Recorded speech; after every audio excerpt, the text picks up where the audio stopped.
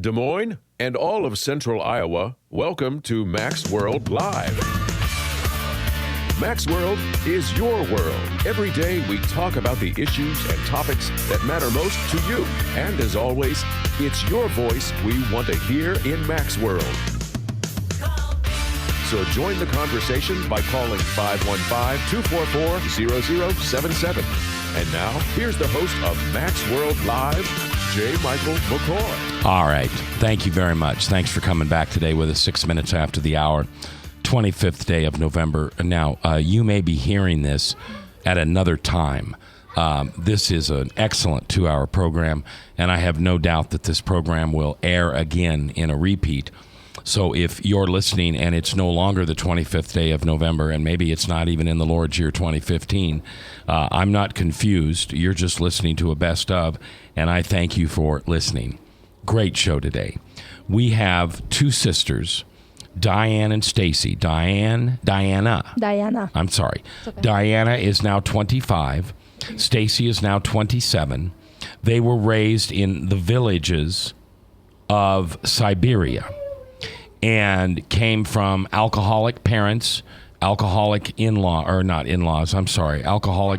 aunts, and eventually went to a orphanage in Yamal, Siberia. They are Nanette, which is, I always get this wrong. I don't know how to say this, but they're like our Alaskan Eskimo. Okay. And if you're listening on the radio, beautiful young ladies. Their husbands are here, good-looking guys. Everybody made good choices here, I think. Marcus is married to Diana, and Juan is married to Stayce.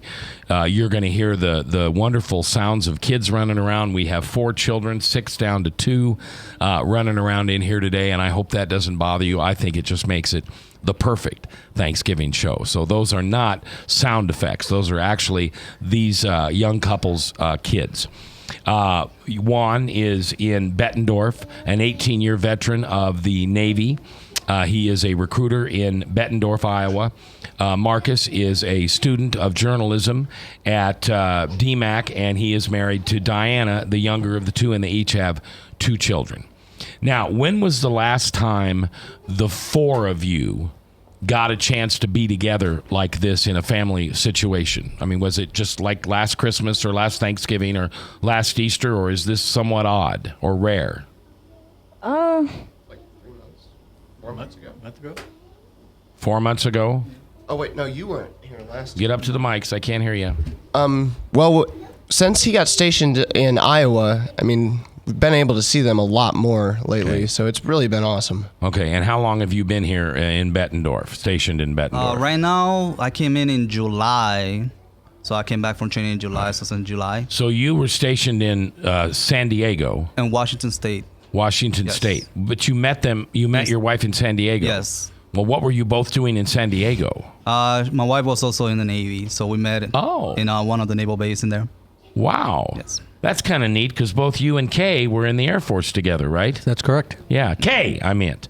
Kay, when you hear me say Kay's name louder, it's because the poor woman, she's deaf. I mean, she is. She's just deaf. Beautiful woman, but deaf. Now, we overlook the second part of her character defect, which is she's dumb, right? I mean, it's a deaf. Am I getting in trouble here, Tom? Should I shut up? Yeah, you'll get. You better believe it. I've been in trouble. Okay, because she's not dumb. She's gorgeous and she's beautiful and she's very intelligent. What did she do in the Air Force? Was she a pilot also? Not a pilot. She worked in operations when they scheduled all the training flights.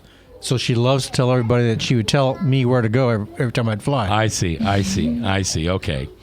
All right. Now, I want to go to the year in which the 2 of you sisters met Tom. What year would that have been? It was 2005. 2005. Had you had a lot of people come and meet you, and you were hoping that they would adopt you? We did not meet the potential parents. We just met Tom and Kay because that's when they told us that we'll be adopted. by Tom and Kay. We did not know about any other families. All right, so you were only notified when they had accepted you to adopt you. Yes. All right, so you didn't have any say-so in it? I mean, you didn't get to say they were okay? Well, we talked through letters, and we Okay. did have a choice. Definitely, we did have a So choice. if you didn't like them, you could have said Oh, no. yes. Yes, of definitely. course. And it wasn't the case. It was more like there's a chance of better life, Okay.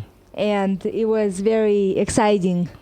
Yeah, because what did you know about America at that point? Did you have television? Yes, we saw a lot of America on the television, Like, can you tell me what you saw? like Princess Diana movies, Okay. and that's I had my first TV when I was younger with my father. He bought me a big TV, and I saw American groups like Metallica. Okay. Is what I was. That was my first time hearing English on Okay. TV. So All right. Did you watch situation comedies? Funny shows on television like Seinfeld or any of those? no. no. No. Were you able to watch the news from America? I don't think so. Okay. No. What did you think of America? Well, there are in fact, a lot of shows that we did watch, they would be in English, translated into Russian. In fact, if you would stop and you listen, you could hear a lot of English, but a Russian translator you would overhear the Russian over English. What we thought of America as being really rich. Okay. We had, of course, you know, you have a image of Americans as like McDonald's, you know. Sure. We had all these views on Americans being lazy, and we had all the things like that they would show on TV is just saying that it's where you go to have your dreams accomplished. Okay. Dreams come true. Dreams come true, you know. It's, Fantasy? No, just dreams. I don't think Okay. there's, you know. Did you think about or dream about coming to America before you met Tom and Kay? Kay? No, No. no. You thought what? You'd be in the orphanage, you turn some age, and then you'd be. Yes, we're thinking that we're gonna have to choose what we want to do for the rest of our lives. And were you soon as- trying to choose that together at this point? Because you were 14 and 16. So were you planning on doing... No, we still had a couple years Okay. before we had to decide. So I didn't even think about what I'm gonna be doing. Okay. I did not think about future. I just thought about now, Now. what I'm Yeah. doing now. Were you happy?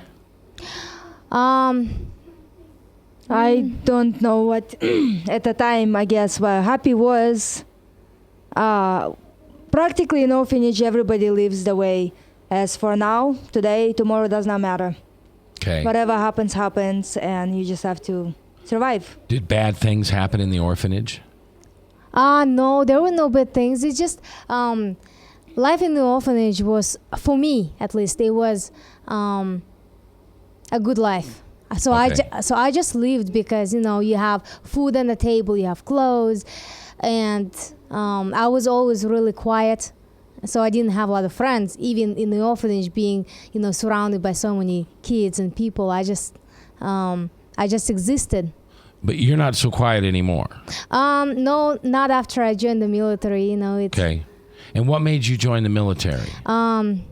well, my parents gave me a choice. You go to college, you decide what you want to do. And I didn't want to, you know, it's like, I didn't want to go to college, you know, I didn't want to work. So going into military, I thought, well, I'll be surrounded by people.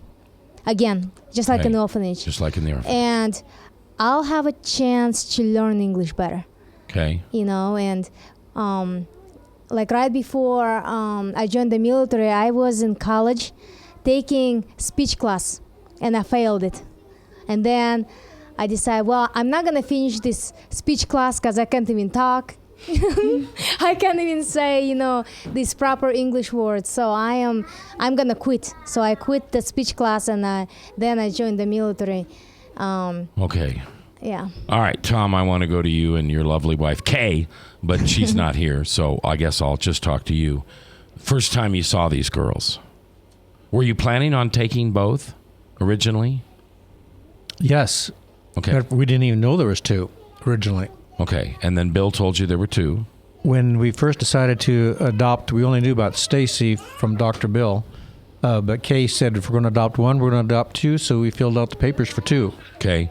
And then found out Stacey had a sister. Oh, so you didn't know. You were just going to take two girls, not knowing they were sisters. Basically, yes. Okay. Is there some providence in that, do you think? Definitely. Okay. So what was the first time that you went, well, I'm up against a break here, so we'll wait. But I want you to think about the first time you went, what the heck did I just do? First of all, you've got two females, sisters, teenagers. Holy Toledo. I want you to think about that and answer that when we come back. All right. We've got this wonderful family here, Dyana and Stayce, 25 and 27.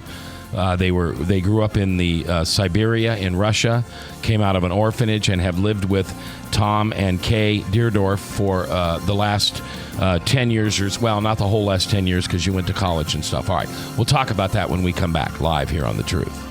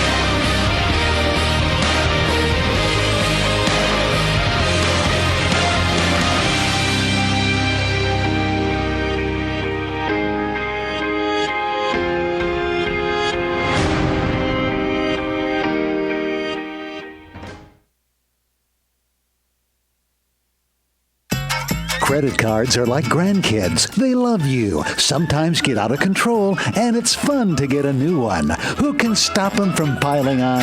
Hi, I'm Tom Coates with Consumer Credit of Des Moines. At the end of the day, you can return the grandkids, but you're stuck paying off bad credit card debt. We'll help you put the fun back into using credit cards responsibly. Right, kids? Yeah! If you need help getting credit cards off your back, call Consumer Credit of Des Moines. Hi, my name is David Burrier, your Hope Coach. I host a live weekly talk show called I've Been There every Thursday afternoon at 5:30, right here on webcast1live.com, and on my weekly radio program Saturday mornings at 10 on Truth Network 99.3 FM.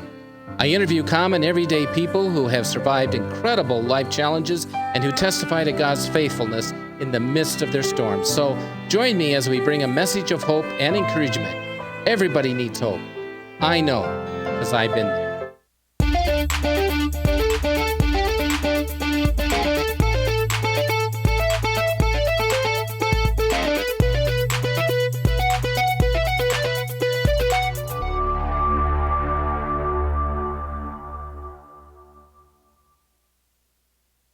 Rockton Prevention is celebrating 25 years of creating a caring community. We want to say thank you to the tens of thousands of Rock High School mentors that have carried our message of health, love, and encouragement to over 1.5 million children, teachers, and parents. Our mentors teach children methods and skills to prevent bullying and drug use. Thank you to all the school administrators, teachers, and counselors for their opportunity to serve you. Rock on, fair citizens, rock on!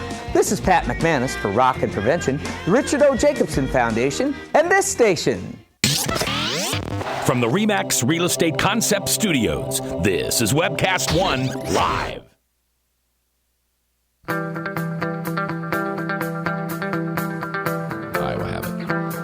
421, we're talking a little bit about the big game on Friday with Iowa and Nebraska. And I said it before, and I'll say it again. I'm 51% for Nebraska. Of course I am. I'm not a wagon rider. You know, I didn't all of a sudden become a big Kansas City Royals fan when they, you know, got going good. I've always been a Nebraska fan. I was born into the Cornhuskers. But I hope Iowa wins. I want Nebraska to win, but I hope Iowa wins. Nebraska is not a good enough team this year to unseat an undefeated team. And Nebraska has no business taking away that undefeated season. Now, it happened with Northwestern back in 2009, so it might happen again. Iowa was undefeated in 2009, got the cover of Sports Illustrated that said they were undefeated, and 3 days later, Northwestern beat them. That's called the curse of the cover. We're hoping that doesn't happen again. Obviously, I have big Nebraska fans that are hoping, but and I've never done this. I've lived in Iowa for 30-some years, and I've never been a Hawkeye fan, but I hope they win tomorrow. I think that'd be cool to be 12-0. I really do. All right, we've got this wonderful family in here. Dyana and Stayce, 25 and 27, were raised in Siberia and adopted by Tom and Kay Deerdorf. They are Nanette. That is their nationality. They're here with their husbands, Marcus and Juan, and their 4 children between the two of them. So if you sounds like Thanksgiving Day behind me, it does, and it's wonderful because this is our Thanksgiving show. So, Tom, you and your lovely wife, Kay, go and adopt these girls. And what was the first time that, as a dad, you realized, holy Toledo, I just adopted 2 teenage girls who can't speak English? Well, I have to put a little background into the story because when God tells you to do something, you don't second guess right when that happens down the road. I agree. And that's where we were. It's like we knew they were supposed to be there, and they're our daughters. And actually, we had a very easy time. I mean, it didn't take them long to pick up English. Okay.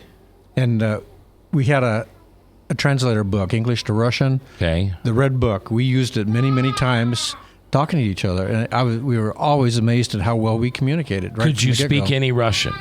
Very little. Could you speak any English? Very little. Very little. Holy Not even, Toledo. yeah. I keep saying holy Toledo.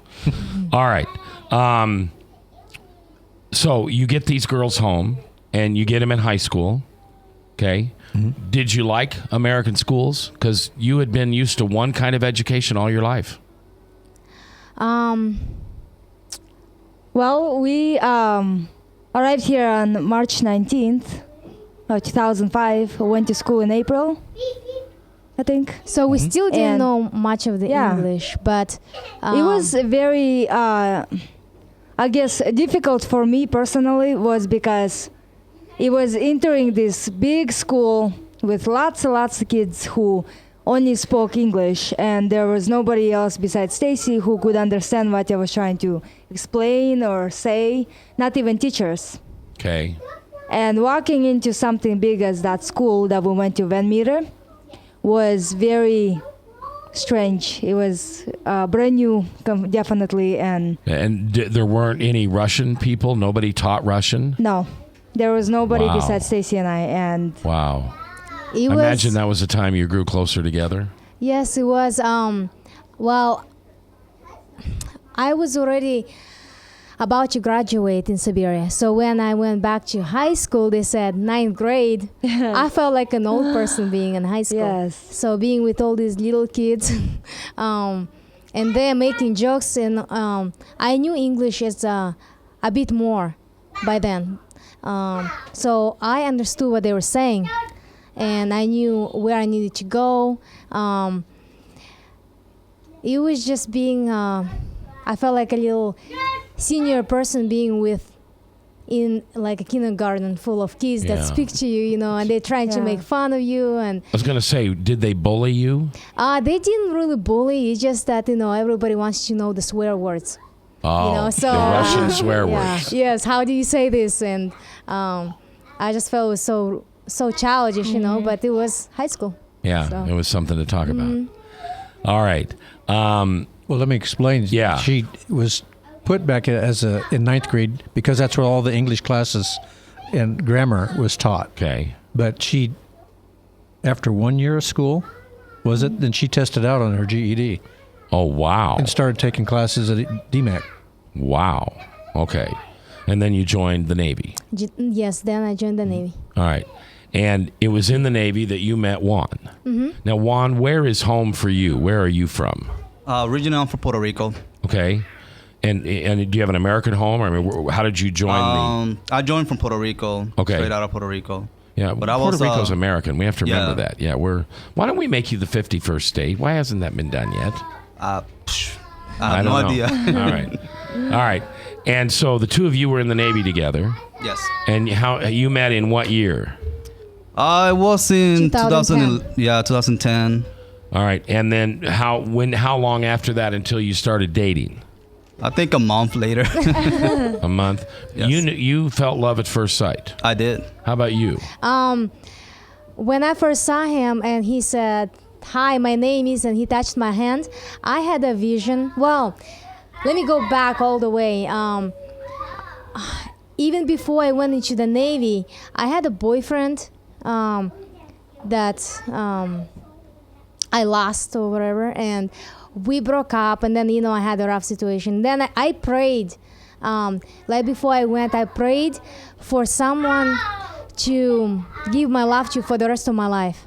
And I cried that night too, like, oh my God, I really need someone that I can love and blah, blah, blah. And when I met him, when I met him and he touched my hand, I had a vision of me being in the wedding dress. Oh my. And me being on his shoulder as we're dancing. And I got scared because he was older and he was my supervisor. I'm like, how am I supposed to do this? So I tried my best to avoid him. Now, when you heard that story, when did you hear that story for the first time about the vision? I think once we really got together. Okay. And how did that make you feel? Well, I already knew, like I said, for the very first time I saw her. Okay. So I knew that was meant to be me. All right. Now, Marcus, you step up, please. You guys ended up sitting next to each other on a New Year's Eve in a movie theater, which I think is such a cool story. And when did you know that this young lady, Dyana, was really special? The moment special? You met her? Yeah, just instantly. Special. Instantly. Okay. I'd never met anybody like her in my life. She was just so full of life, so full of raw emotion. She never masks what she's feeling, and that's what I love about her the most. And so does that mean when she gets mad, there's heck to pay? Oh, man. Oh, I'll bet. Who wears the pants in the family, Dyana? I try and put them on, but she'll take them. Okay, all right. And so, Dyana, when did you know that this guy Marcus was for you? Honestly, the night we met. Okay. For me, it was that way. I mean, as soon as I saw him, like, he was tall, handsome, and I was just like, yep, that's it. You kind of got that Will. What was the Will guy's Smith. name? You kind of got that Will Smith look. Yeah. And you met in a Will Smith movie. I think it helped me out some. Okay. So how long after the two of you, Dyana and Marcus, that you met, did you get married? I honestly told Marcus when we were dating 3 months. I told him, I said, you and I going to get married. You and I going to have children. His eyes got big. Was that a proposal? I was 17. Yeah, my eyes got big. Yeah. Was that were you asking him to marry you, No, or you were just I was prophetic? just telling him, I said, we're going to have marriage, we're going to have children, that's it. You knew this? Yes. And what was so special about him? Well, I think it's just me having love for him. Okay. The first instant as I saw him. Okay. And I knew it's going to happen for me. All right. Never gave up on each other. Yeah. Okay. Marcus, how about you? How long until you guys got married? Or not Juan. Marcus, I'm sorry, Juan. For us, it was about 9 months And when we started dating, and then it was the same thing. She actually is the one that told me that We're we should gonna get get married. But I said no. First time I said no. It should be the man to say to marry me. Oh, so, look at you, Mr. Chauvinist. Yeah. So couple minutes later, then I was the one proposed to her after that. All right, now all four of you on the microphones here. So, when did Jesus enter your heart for good? And I'm not looking for a date, but about. Did it happen with Tom and Kay? And you guys, were they always in our church, Hope, or were they someplace differently first? No, there was another church when we first started, when they first came back. All right, and so when you first went to church, did you feel the Holy Spirit? Did you feel the invitation of Jesus to be a part of your life? I honestly say yes. Anytime I go, it's always the feeling I get. Okay.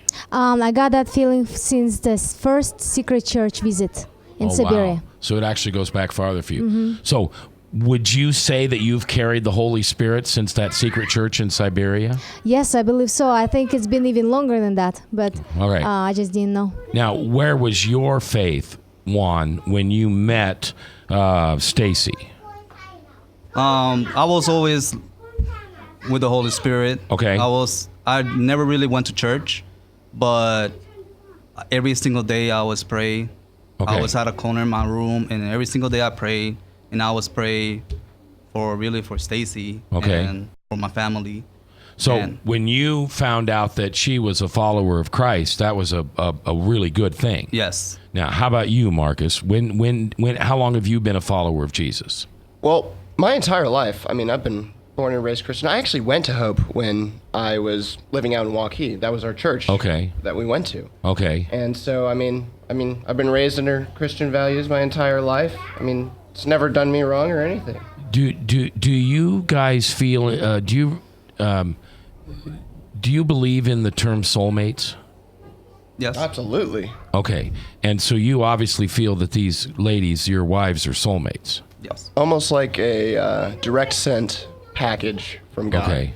And the two of you each have 2 children, but Marcus is telling me there's another herd coming. Oh, yeah, absolutely. I'm going to have 3 kids. My parents had 3 kids, and it's just always been one of my, well, not always, but since I had kids and figured out how awesome they were, I just really want another And one. Diana, you're okay with one more kid? Yes, in the future. In the future? Yes, in the future. Now, how far in the future? 4 to 5 years, Okay. I would say. All right. Now, do you work outside the home now? Yes. What do you do? I do home care.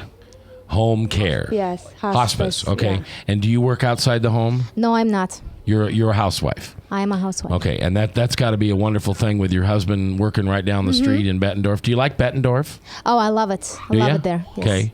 All right. And you live in Ankeny? No, I live here 5 minutes away from here. Okay. In Des Moines. Des Moines, yes. All right. When we come back, I want to talk about some of the things that you ladies discovered here in America that you really liked and that you didn't like so much. Okay. Sounds like it's not going to be boys, so boys were okay. But beyond that, I want to hear about food, movies, television, some stuff like that. All right. And, we're going to come back, guys, with about 20 minutes. So it's really important that if you've got things that you want to get into the interview and to say that, you get them in there. I don't want to run out of time. That's the reason we're here for 2 hours. And Tom, you can see we've got less than 20 minutes left and we've got more to cover. So, all right, we're coming back. We're live with this amazing family and we'll continue to share their lives with you on this, the Max World Thanksgiving program here in 2015 on The Truth 99.3.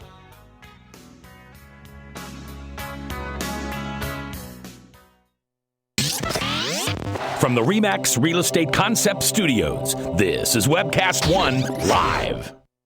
I'm Brian Leach, owner of Service Legends, and my position is Chief Talent Officer. I'm Nicholas Wonderscheid. I am Bernie Hobbs, And I'm the Service Manager. Marketing Director and Client Relations Manager. Everything that we do is about ensuring that we exceed your expectations. Our clients are important to us. 100% satisfaction. We're not just focused on heating and cooling. That's the easiest part of our job, actually, is fixing furnaces and air conditioners. Everyone that we come in touch with, we want to improve lives. Bottom line is, we've got our installation guarantees, 25% energy savings guarantee, comfort guarantee, temperature selection guarantee, property protection guarantee. 100% satisfaction guaranteed. Fixed raters free. All of those guarantees are backed up with a 100% money-back guarantee to hold ourselves accountable to making sure that you get what you're after. Just fixing the problem today. If they have another problem 5 days down the road, it's still fixed right or it's free. We use what's called straightforward pricing. Our technicians are going to give you an exact to-the-penny price on what it's going to take before they move forward with any repair. That way you know what to expect. It's the same price every day. No surprises. If you get off work at 5 o'clock in the afternoon, you come home, you realize that, oh, my furnace is broken. Now you need to call somebody out that night. You shouldn't have to pay more for that. We're guaranteeing service 24/7. We run afternoons, evenings, nights, weekends. We're staffed to work that. Phone rings at 3 in the morning. You'll get one of our representatives answering the phone every time. We're not sending you out to Timbuktu in some call center. It's our Service Legend team members, our mission control team. I'll take a call anytime. And then they answer the phones the same way during the day as they do at night. It's a great day at your service company. How can we make you smile? That's the only way to provide true 24-hour service. When you're able to let somebody actually live in their home safely when they weren't able to do that before, where they don't have to stay up at night and worry about, is the heat going to come back on? Are we going to freeze the pipes? Is the baby in the room next door going to be sick because they got too cold? When you're able to help somebody overcome challenges like that, that's impacting a life. That makes a difference. I get goosebumps thinking about it. I love the team. I love the people that I work with. We have fun, but we work hard. I call them my ambassadors of legendary service. If you could just envision what that is, that's who we're sending to your home. They literally will call in, pick up the phone and call and say, hey, I want to talk to your manager. And I get on the phone, they're like, that technician that was at my house was the greatest technician ever. That's cool to me. We want to brighten people's days. Every person that we have going into the house has gone through an extensive background check. Drug testing, we have a very thorough interview process that 1 out of 140 people make it through. If we promise you something, that's what you're going to get, no matter what. We're here when you need us to protect the safety and comfort of your family. If you're not happy, we're gonna make it right. If we're willing to put 100% money back guarantee on what we do, what type of work do you think we do? Give us a call. We're there for you 24/7, 365 days a year. Enough said.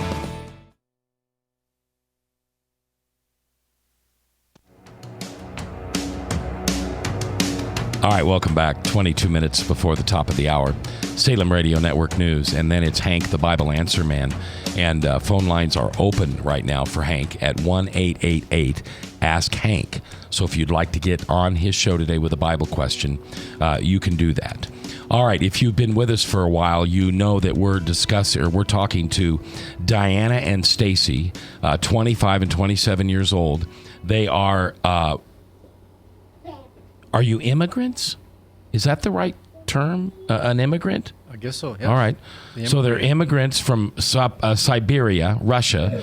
They lived there until they were 14 and 16, in and out of family. Some disappointing family arrangements just because of the way it works over there. There's a lot of alcoholism, and lived in orphanage.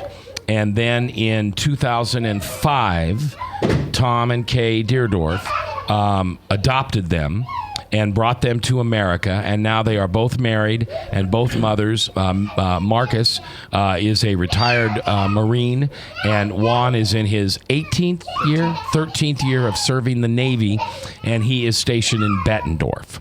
All right, so America. So you're on a plane and you land where? Chicago. Okay, and you think what? You're flying into well, first of all, did you fly directly from Russia to Chicago? We flew from Moscow. We made a change in Poland. Okay. We had Polish hair. Okay. Yeah, we went to Warsaw, Moscow, Warsaw to Chicago. So when you got off that plane in Chicago, what were you thinking? You were together, right? Yes. All right, so what were you thinking? I just couldn't get, I couldn't wait to get home because I was so tired. Okay. So honestly, I don't remember most of my trip. Okay, No. long trip. Yeah, it was a long trip. Did you remember? I have to say something. When we left Chicago, of course, Kay was talking about, look over there. Hold on. This is Kay was talking? Yeah. Really?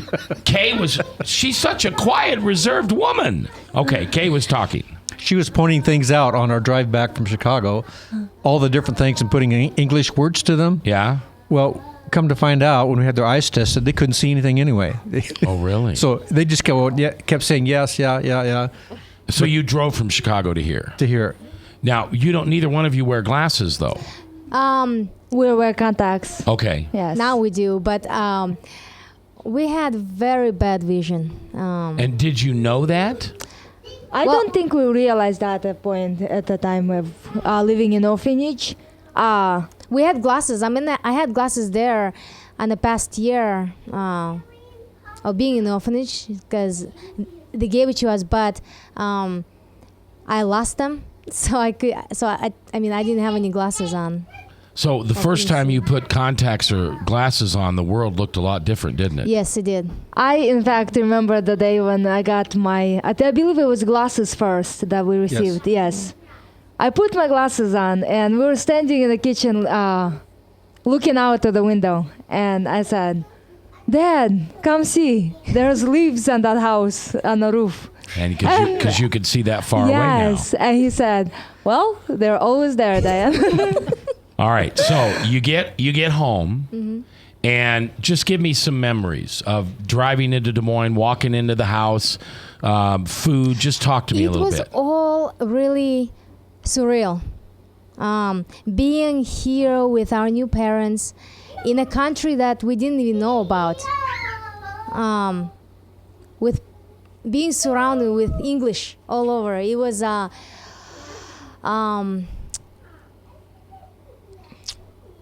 lot, it was too much to take in, and right. I think I was kind of in shock because I don't remember most anything. Okay. I remember driving in, seeing the house, seeing our mom's face when she was looking back, to see our reaction, which we gave none of. Yeah. Oh, really? Because we were in shock. It was. Because this house must have been like a mansion. It was definitely. And this was just a regular house, right? I mean, 3,000 square feet. It was a beautiful house. Whatever. Yes. Okay. In Van Meter? Yes. Boonville. Just north of Boonville. Yep. Okay. Yeah. My reaction of all things was, where is everybody?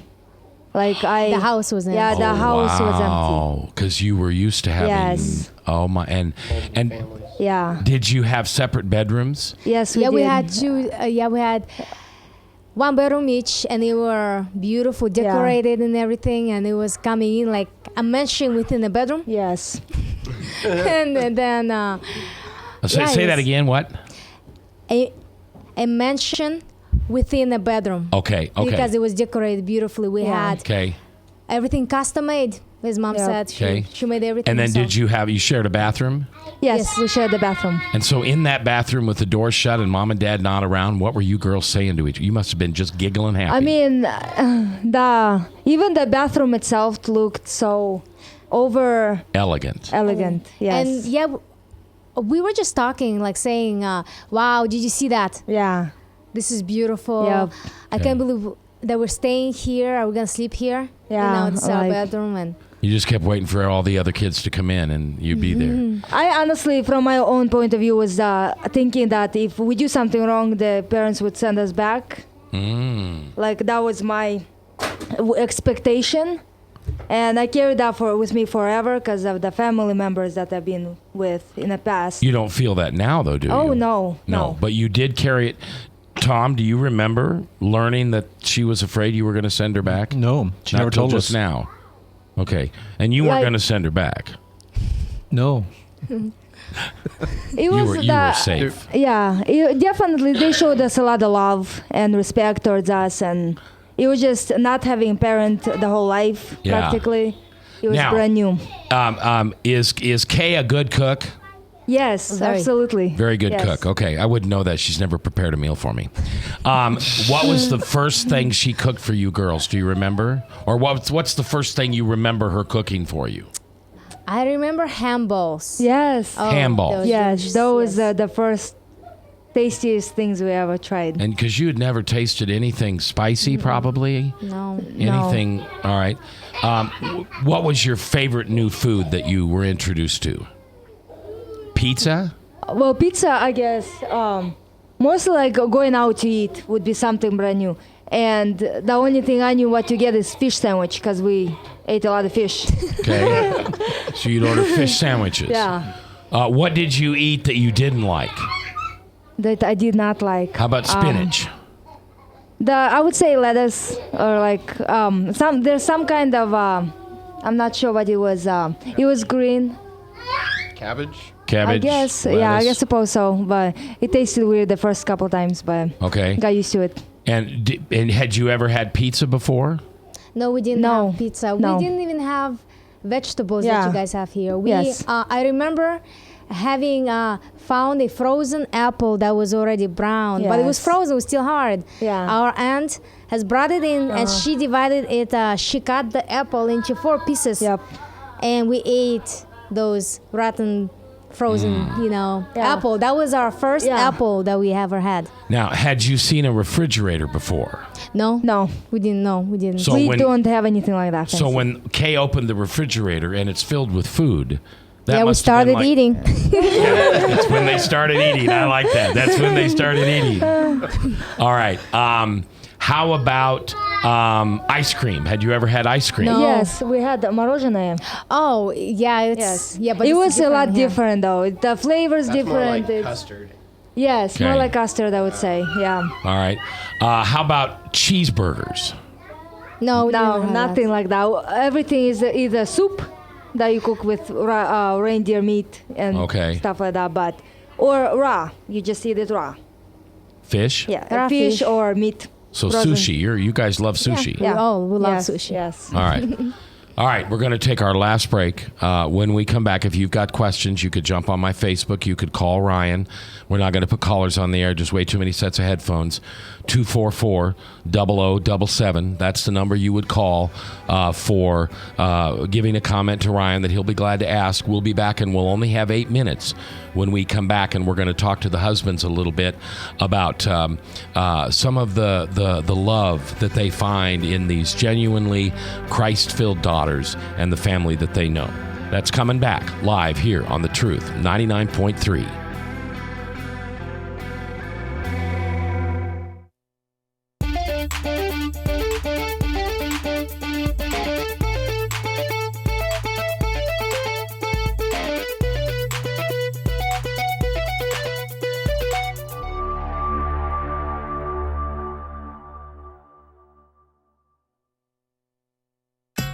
Credit cards are like grandkids. They love you, sometimes get out of control, and it's fun to get a new one. Who can stop them from piling on?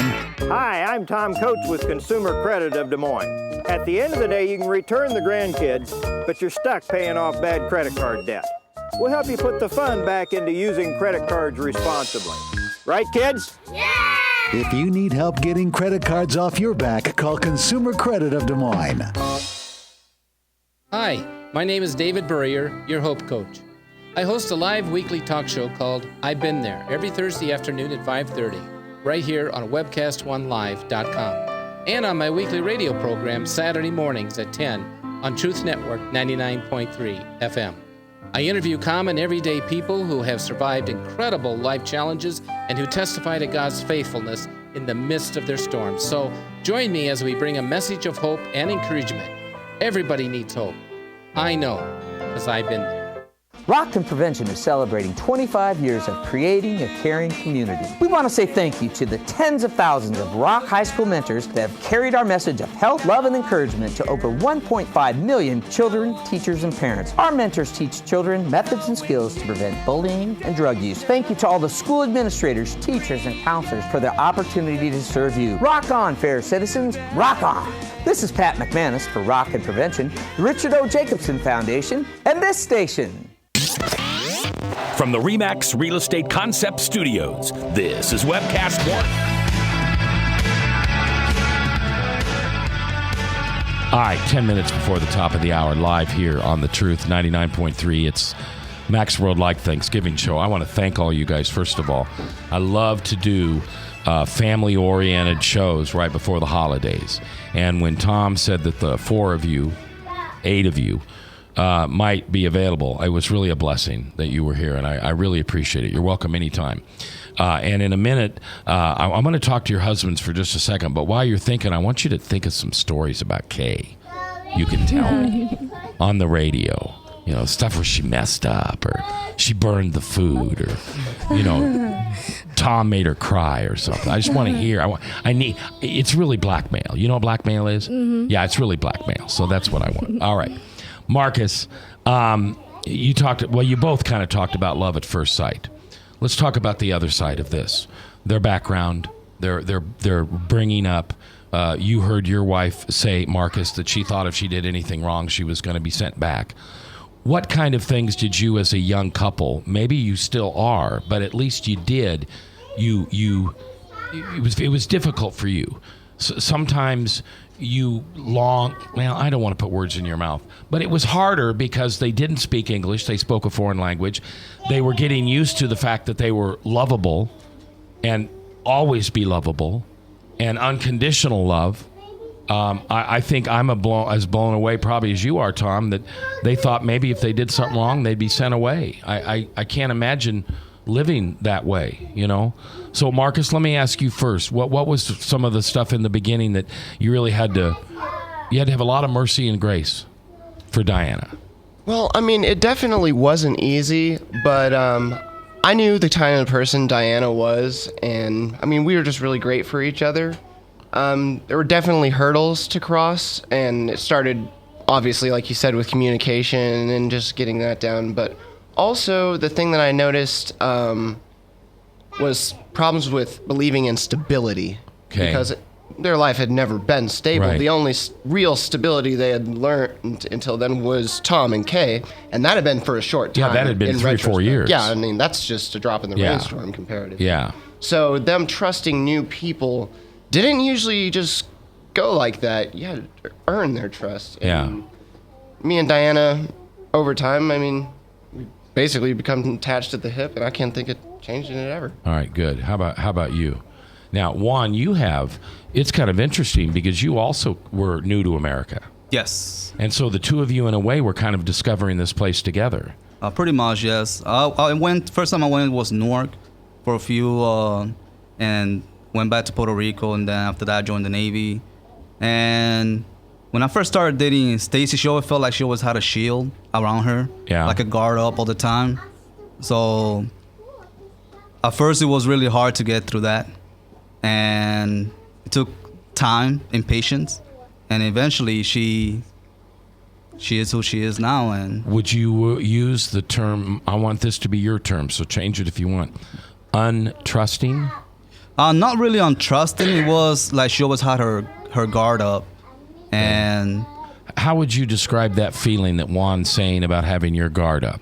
I didn't let myself show my emotions. Yes.